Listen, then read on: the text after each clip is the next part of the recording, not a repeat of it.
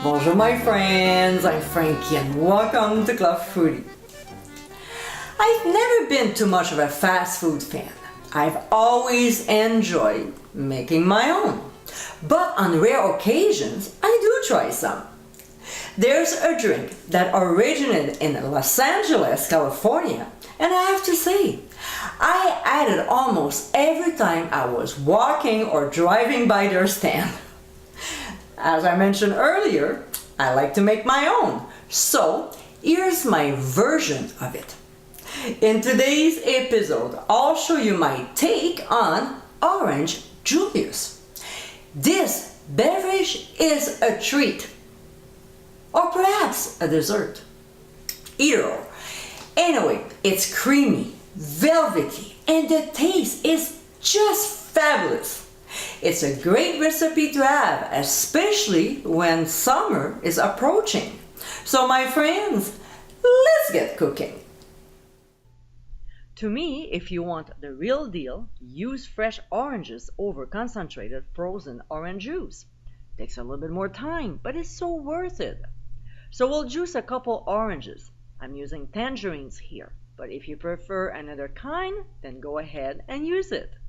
Now, depending on the size of the oranges, we'll need between a cup and 2/3 to 2 cups of juice, all right? When it's done, we'll move from the juicer to the blender.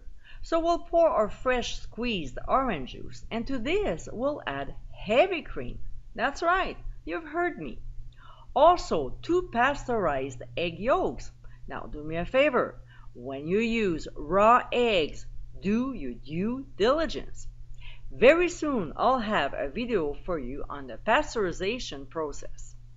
Then we'll add powdered sugar. Please don't go buy some at the store and make your own. To know how, click on the top right corner of your screen. And finally, vanilla extract. We'll process until the ingredients are very well blended. Slowly, we'll start adding 1 to 2 ice cubes at a time, crushing them before adding more. And when we're finished, we'll pour in tall glasses and serve immediately. And my friends, this is our Orange Julius Copycat. So creamy, velvety, and delicious, you won't believe you just made it at home.